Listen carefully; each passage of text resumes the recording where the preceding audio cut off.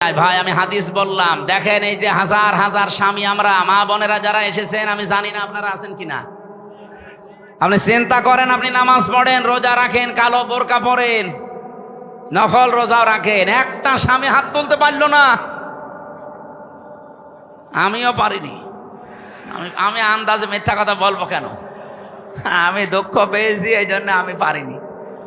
এখানে আমার একটা স্বামীও পেলাম না। মা বোনেরা, জান্নাত যাওয়া কিন্তু কঠিন হয়ে যাবে।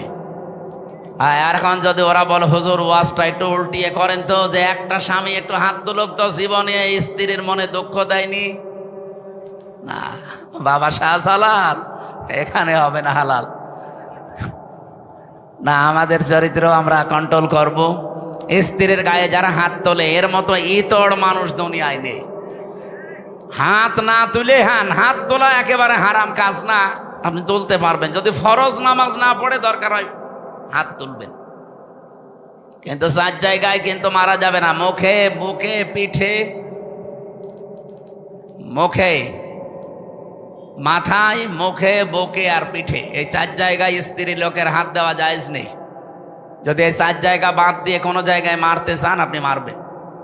খালি নামাজ না পড়লে, রোজা না রাখলে, ফরজ রোজা, জায়েজ যে পর্দাটা আছে, এই পর্দাটা যদি না করে, আর 4 নম্বরে যদি স্বামীর জায়েজ কথা না শোনে। কথা বোঝা গেছে? মা বোন যারা এসেছেন, আপনার জান্নাত পাওয়া অতি সহজ। স্বামী যখন বাইরে থেকে আসবে কর্মজীবন শেষ করে, দুনিয়ায় যত কাজ আপনার হাতে থাক সব বাদ। এখন তারে সময় দেওয়া, তার কথা মতো চলা, এখন তাকে খুশি করা পৃথিবীর সবচাইতে বড় ইবাদত। শুধু যদি ফরজ নামাজটা আর ফরজ রোজা নাও। কোন স্বামী যদি পছন্দ করে যে আমার বউ হাতা কাটা ব্লাউজ গায়ে দিলে আমার ভালো লাগে, আপনি তাই দেবেন। কি কথা বলছেন না কেন? ওরা গায়ে দেয়, কিন্তু স্বামীর জন্য না, ওই মার্কেটে যাওয়ার সময়। যে মহিলা এরকম উল্টাপাল্টা পোশাক পরে রাস্তাঘাটে আসে, কি স্বামীকে খুশি করার জন্য না পাবলিক? আপনি একটা দাজ্জুস, আর দাজ্জুসের জন্য জান্নাত হারাম। নামাজ পড়ে, রোজা রেখে আর কালো বোরকা পরে কি করবেন? আমরা খাদিজাতুল কুবরার মতো মহিলা চাই। কথা বলেন না কেন? বলতে ঠিক। মুহাম্মদ রাসূলুল্লাহ মতো পুরুষ হওয়া লাগবে না? তুমি তো যৌতুক নেওয়ার উস্তাদ, আবার খাদিজার মতো বউ চাই। আমাদেরকে হওয়া লাগবে চরিত্রবান, মুহাম্মাদুর রাসূলুল্লাহর মতো, খাদিজাতুল কুবরার মতো স্ত্রী আমাদেরকে আল্লাহ মিলিয়ে দেবেন। বলেন আমিন। আমার ভাইরা, সাহাবা একরামের যেহেতু অনেক অনেক মর্যাদা, আমি সবগুলো না বলতে পারলেও একটু সিস্টেমে বলছি। সাহাবা একরাম যেহেতু কবুল হয়েই গেছে আল্লাহর দরবারে, ওয়াসাবিকুনাল আউয়ালুনা মিনাল মুহাজিরিনা ওয়াল আনসার। এই পৃথিবীতে যারা উপরে গেছে আগে অগ্রভাগ, এবং তাদেরকে যারা অনুসরণ করেছে মুহাজির এবং আনসারদের ভেতরে, আল্লাহ পাক বলেন এই মানুষগুলো অগ্রগামী। আল্লাযীনা তাবাউহুম বিইহসান, আর এদেরকে যারা অনুসরণ করবে তাদের উপরে আমি আল্লাহর ইহসান, তার মানে আমার বানানো জান্নাত তাদের জন্য। বলেন সুবহানাল্লাহ। সাহাবা একরামকে আল্লাহর দরবারে কবুল হওয়ার পেছনে আমি এই কয়টা কারণ পুরা কোরআন থেকে হাদিস থেকে পেয়েছি।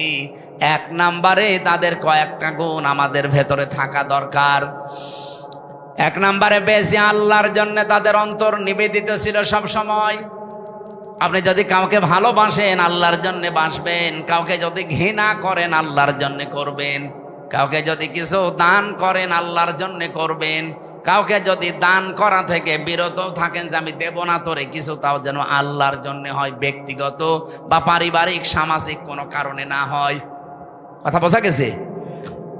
আল্লাহ রাব্বুল আলামিন বলেন, যে মানুষটার মন মানসিকতা আল্লাহর জন্য নিবেদিত থাকবে সব সময়, এটা সাহাবীদের ভেতরে ছিল। দুনিয়া একদিকে আর আমার আল্লাহর বিধান একদিকে, এই জন্য তারা আল্লাহর দরবারে খুব তাড়াতাড়ি মঞ্জুর হয়েছিলেন। 2 নম্বরে তাদের মুখে যা ছিল ওইটা তাদের মনে ছিল। মুখে বললে ওইটা মন থেকে বলতেন, লোক দেখানোর জন্য বলতেন না। 3 নম্বরে বেশি তারা নিজের উপরে অন্যকে প্রাধান্য দিতেন।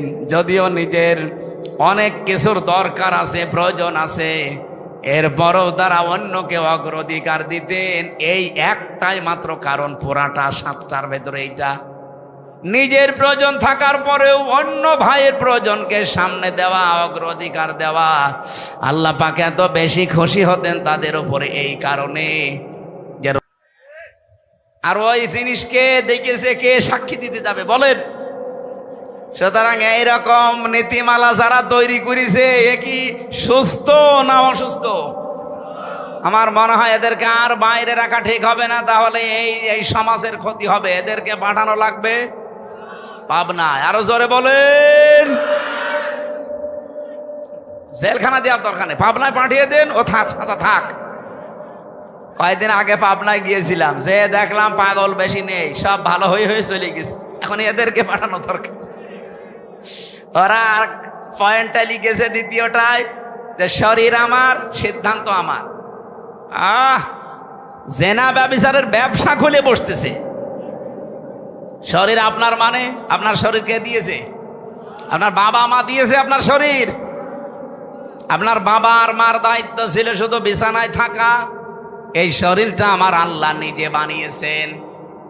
সূরা নূরের ভেতরে আছে, সূরা কি মুমিনুনের ভেতরে আল্লাহ পয়েন্ট আকারে দিয়েছেন যে তোরে কি করে বানালাম আমি। সুম্মা খালাকনান নুতফাতান আলাকাতান ফাখালাকনাল আলাকাতা মুদগাতান ফাখালাকনাল মুদগাতা ইযামা ইলা আখিরি আয়া। আল্লাহ একে সিরিয়াল আকারে দিয়েছেন, আমি নুতফা এর আকারে, এরপরে আমি এটা মদগা, এরপরে আলাক, এরপরে রক্ত গোশত চর্বি চামড়া দিয়ে একটা ছাউনি দিয়ে বাচ্চার আকার দিয়ে ছেলে না মেয়ে হবে সে সিদ্ধান্ত দিয়ে মায়ের পেট থেকে আস্তে করে বের করে নিয়ে আসি। আল্লাহু আখরাজাকুম মিন বুতুনি উম্মাহাতিকুম লা তা'লামুনা শাইআ। এই আয়াতগুলো পর্যালোচনা করলে দেখা যায় পুরাটা দায়িত্ব আমার আল্লাহ পালন করেছে। বাকি শুধু সিস্টেমটা আমার আল্লাহ, যেহেতু মার বাবার কাছ থেকে শুধু সিস্টেমটা একটু। তাছাড়া আল্লাহ নিজেও আমাদেরকে বানিয়ে বানিয়ে আকাশ থেকে ফেলতে পারতো না? আমাদের আদি পিতাকে ফেলে নাই, কথা বলেন না কেন? আদি মাতাকে ফেলে নাই। তাদেরকে যদি আল্লাহ ফেলতে পারে, এমনকি বাবা ছাড়াও আল্লাহ বানাতে পারে হযরত ঈসাকে, প্রমাণ তো দুনিয়ায় আছে। সুতরাং যারা এই পয়েন্ট লিখেছেন আপনারা কিন্তু স্বাভাবিক নেই। আমার মনে হয় তারা মেয়াদ উত্তীর্ণ গাঁজা খায়। মেয়াদ আলা গাঁজা খেলে তো এত নিছেন, আমার কথা না। দেহ আমার, সিদ্ধান্ত আমার। আবার এক মহিলা লিখেছে ব্যানারে যে আমার চামড়া আমি দেব।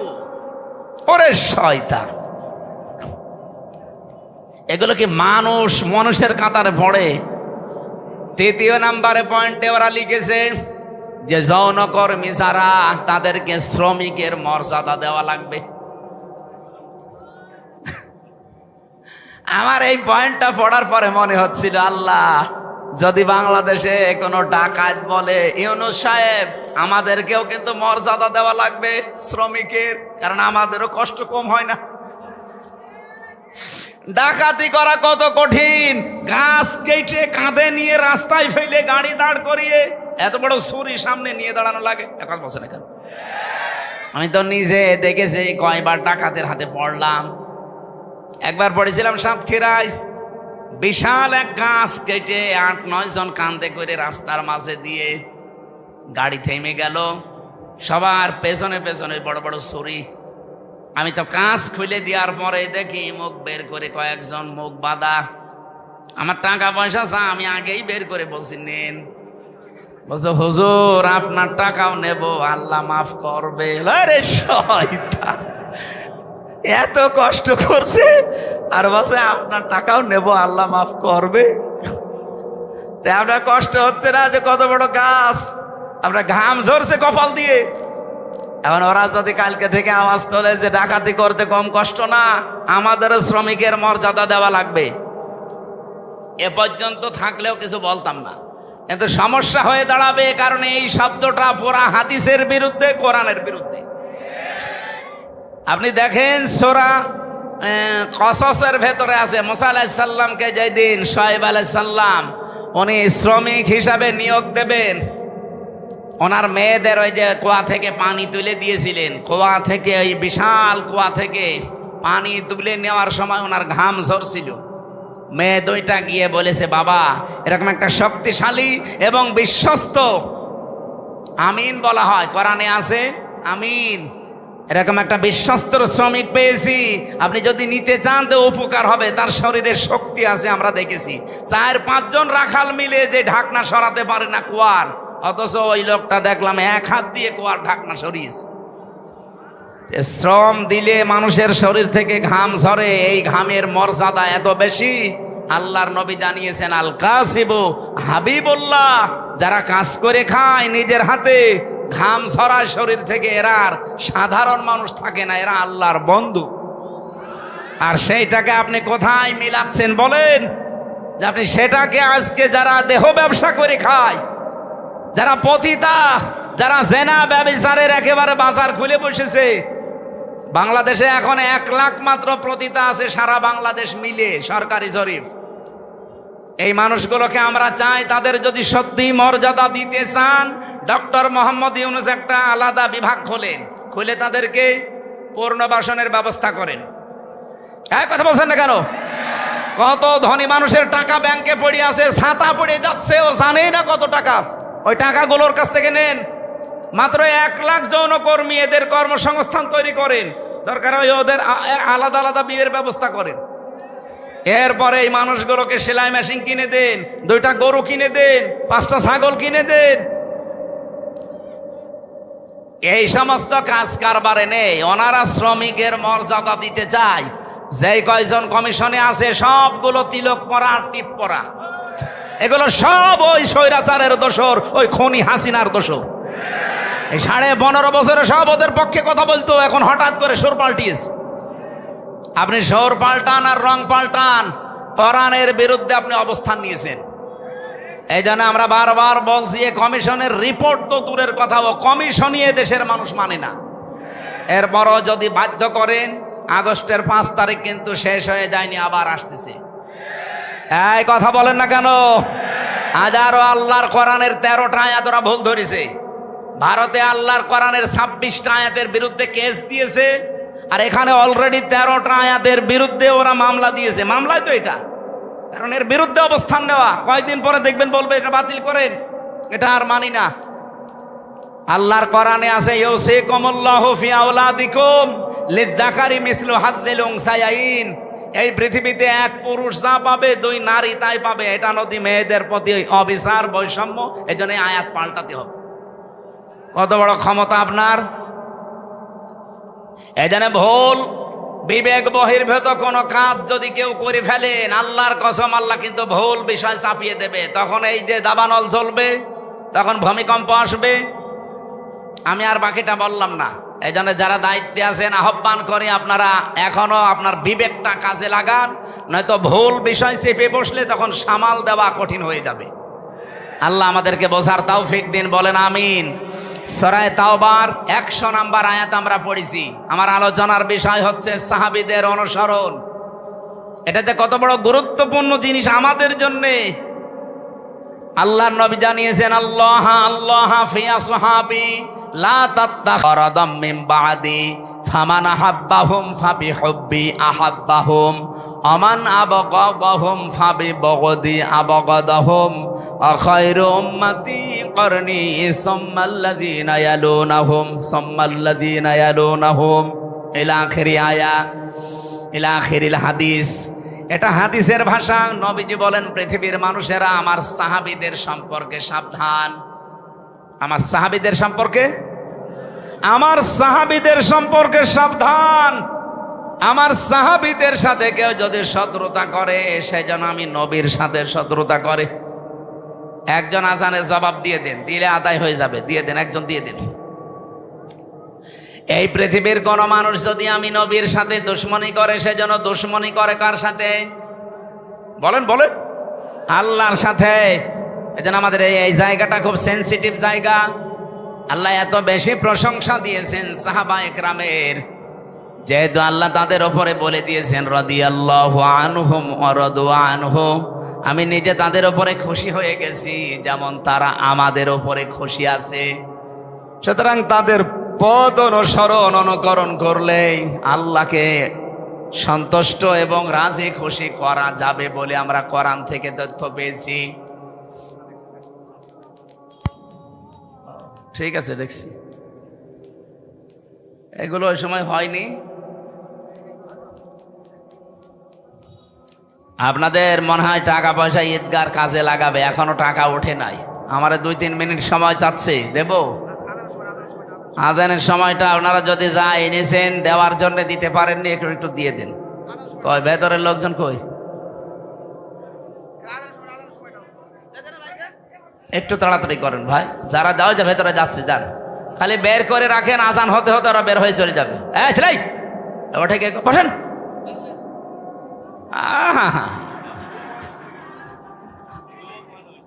যাক যাক, ওর আবার বিয়ে হয়েছে, এখানে হাজার হাজার মেয়ের বাপ বসে আছে আর ও চলে যাচ্ছে। যাক, ওর জীবনে যেন বিয়ে আর না হয়। 1-1.5 ঘন্টা বসে থাকতে পারে না, বিয়ে দিলেও সংসার টেকবে না। এই যে দাম্পত্য জীবনের কলহ এবং তার সমাধান, পুরুষের এবং নারীদের 2টা শ্রেণীরই সমস্যা আছে আমাদের কম বেশি। আজকে এসে নোয়াখালী থেকে এক লোক এসেছে আপনাদের এখানে তালাকের মাসলা নিতে। তালাকের মাসলা 2টা আছে, তো ইমামদের মতামত আমি 2টাই বলেছি, আপনি যেটা মানবেন মানেন। এই জন্য তালাক কেন হয়, স্ত্রীদের কারণে মানুষ কেন জেলখানায় থাকছে এখন এই যে 3 বছর, আমার মনে হয় 100 জনের 60-70 জন শুধু বোর কারণে জেল খাটতেছে। এই জন্য মেয়ে লোক থেকে খুব সাবধানে থাকবেন। পারতপক্ষে কোনো মেয়ে লোকের সাথে মোবাইলে কথা বলতে যাবেন না। কোন পানি কোন দিকে গড়িয়ে না আপনি মুসিবতে পড়বেন। এই বইটা এই গাড়িতে আছে, যাওয়ার সময় নিয়েছেন, কাজে লাগবে। 120 পৃষ্ঠা আছে এর ভেতরে। আর একটা আদর্শ ভাইরা দ্রুত আপনারা যান। স্বেচ্ছাসেবক ভাই যারা যেখানে দাঁড়িয়ে আছেন দ্রুত ভিতরে ঢোকেন। 2 মিনিট সময় আজান হলে শেষ হয়ে যাবে। স্বেচ্ছাসেবক ভাইরা আপনারা 150 স্বেচ্ছাসেবক এখানে আছেন, 150 জনই মাঠে ঢুকে যান। সাদিকুল ইসলাম স্বপন ভাই, সদস্য সচিব, পারিলা ইউনিয়ন স্বেচ্ছাসেবক দল। এটা উজির পুকুর নাকি? 5000 টাকা পাঠিয়েছেন, আল্লাহ যেন কবুল করেন, বলেন আমিন। এই ঈদগাটায় আপনারাই বছরে বছরে 2 বার নামাজ পড়বেন, এটা যেন আপনাদের দায়িত্বে দিয়ে গেলাম। শেষ করবেন কাজগুলো যতটুকু আছে। মান বানা লিল্লাহি মাসজিদান আছে, বানাল্লাহু লাহু বাইতান ফিল জান্নাহ। নবীজি বলেন, কেউ যদি একটা সেজদার জায়গা বানিয়ে দেয়, তার জন্য আল্লাহ নিজে জান্নাতে ঘর বানায়। সেজদা দিতে কি পুরা মসজিদ লাগে, পুরা ঈদগাহ লাগে? কতটুকু? একটা টাইলসের জায়গা হলে হয়ে যায় সেজদা দেওয়া। কথা বলছেন না কেন? তাহলে একটা টাইলসের টাকাও যদি আপনি এখানে দেন, তাহলে জান্নাতে আপনি একটা পুরা ঘর পাবেন। এই জন্য মান বানা লিল্লাহি মাসাজিদ, আল্লাহ নবী দেয়নি মাসজিদান। একটা সেজদার জায়গাকে মসজিদ বলা হয়। সুতরাং এতটুকু একটা জায়গার দাম বা এই জায়গা সংস্কার করার জন্য যতটুকু যা লাগে, আপনি যদি একটা টাইলসের দামও দেন, জান্নাতে একটা ঘরের মালিক হয়ে যাবেন ইনশাআল্লাহ।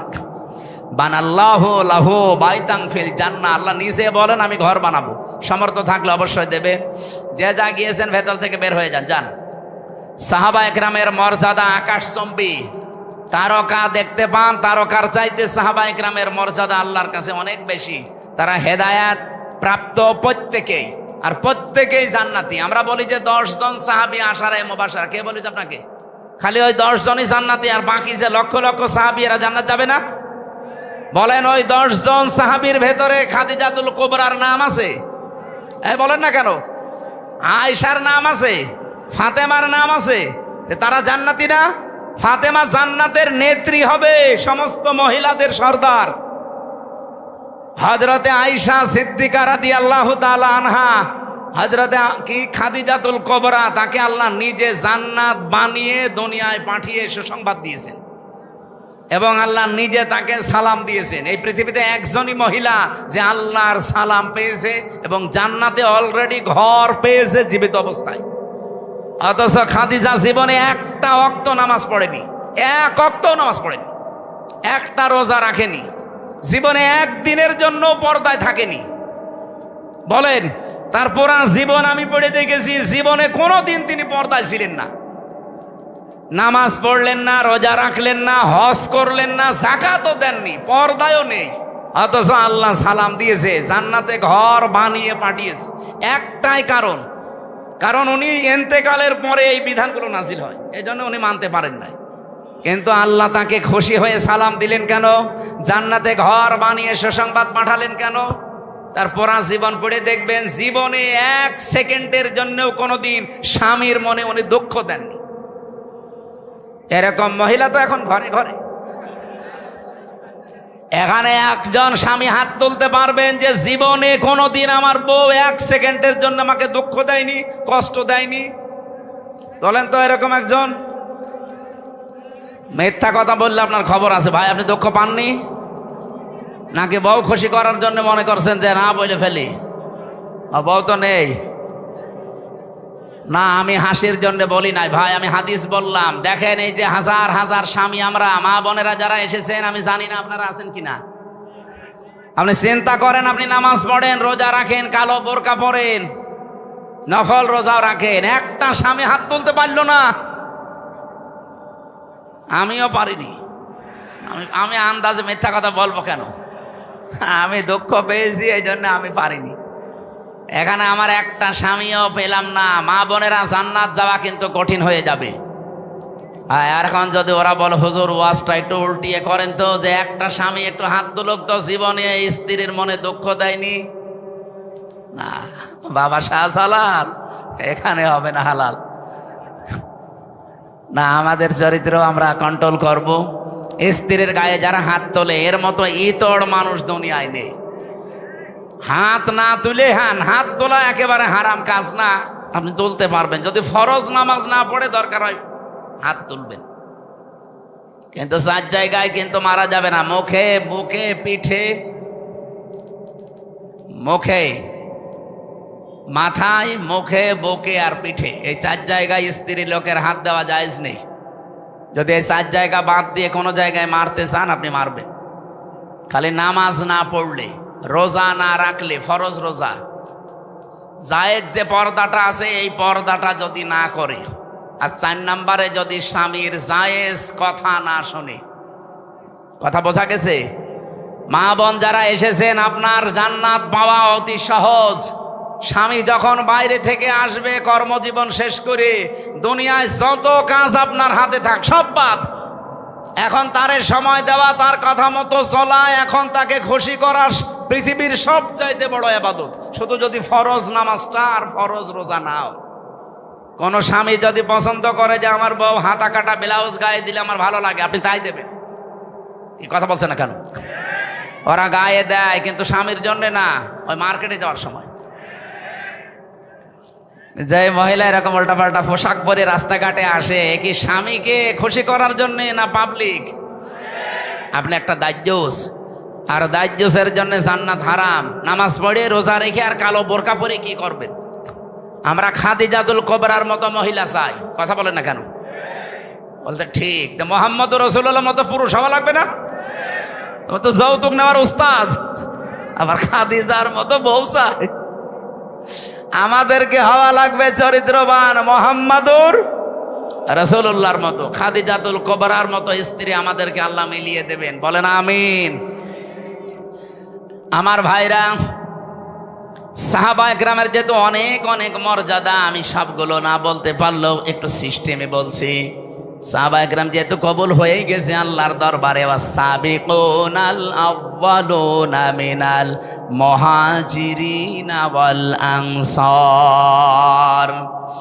এই পৃথিবীতে যারা উপরে গেছে আগে অগ্রভাগ, এবং তাদেরকে যারা অনুসরণ করেছে মুহাজির এবং আনসারদের ভেতরে, আল্লাহ পাক বলেন এই মানুষগুলো অগ্রগামী। আল্লাযীনা তাবাউহুম বিইহসান, আর এদেরকে যারা অনুসরণ করবে তাদের উপরে আমি আল্লাহর ইহসান, তার মানে আমার বানানো জান্নাত তাদের জন্য। বলেন সুবহানাল্লাহ। সাহাবা একরামকে আল্লাহর দরবারে কবুল হওয়ার পেছনে আমি এই কয়টা কারণ পুরা কোরআন থেকে হাদিস থেকে পেয়েছি। 1 নম্বরে তাদের কয়েকটা গুণ আমাদের ভেতরে থাকা দরকার। 1 নম্বরে পেয়েছি আল্লাহর জন্য তাদের অন্তর নিবেদিত ছিল সব সময়। আপনি যদি কাউকে ভালোবাসেন আল্লাহর জন্য বাসবেন, কাউকে যদি ঘৃণা করেন আল্লাহর জন্য করবেন, কাউকে যদি কিছু দান করেন আল্লাহর জন্য করবেন, কাউকে যদি দান করা থেকে বিরত থাকেন যে আমি দেব না তোরে কিছু, তাও যেন আল্লাহর জন্য হয়, ব্যক্তিগত বা পারিবারিক সামাজিক কোনো কারণে না হয়। কথা বোঝা গেছে?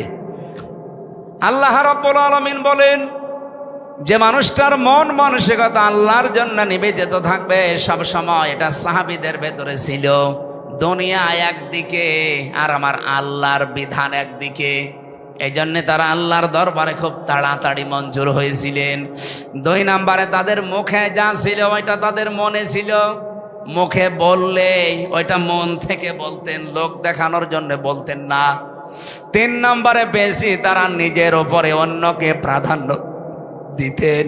যদিও নিজের অনেক কিছুর দরকার আছে, প্রয়োজন আছে, এরপরও তারা অন্যকে অগ্রাধিকার দিতেন। এই একটাই মাত্র কারণ, পুরাটা 7টার ভেতরে এইটা। নিজের প্রয়োজন থাকার পরেও অন্য ভাইয়ের প্রয়োজনকে সামনে দেওয়া, অগ্রাধিকার দেওয়া।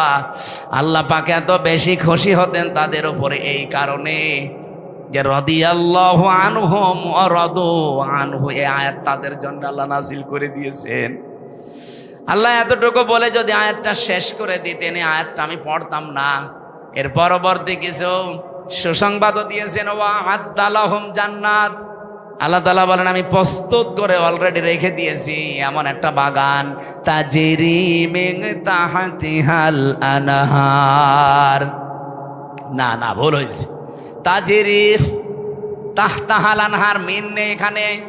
মিন যদি থাকতো তাহলে তাহাতি হতো, যেহেতু মিন নেই এই জন্য কোরআনে একটা জায়গায় শুধু তাজরি তাহাতাহাল আনহার, এমন একটা নদী আর নহর প্রবাহমান বাগান বানিয়েছি।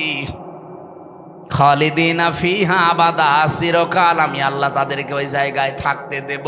যালিকাল ফাউজুল আযীম, এটা জীবনের মহা সফলতা। বলেন সুবহানাল্লাহ। এই আয়াতটার ভেতরে আমি কয়েকটা তথ্য পেয়েছি। সূরা হাশরের 9 নম্বর আয়াতের ব্যাখ্যা পেয়েছি। ওয়ায়ুসিরুনা আলা আনফুসিহিম ওয়ালাউ কানা বিহিম খাসাসা। আল্লাহ পাক বলেন, ওদের নিজেদের প্রয়োজন আছে, এরপরও তারা অন্যকে অগ্রাধিকার দিয়েছে।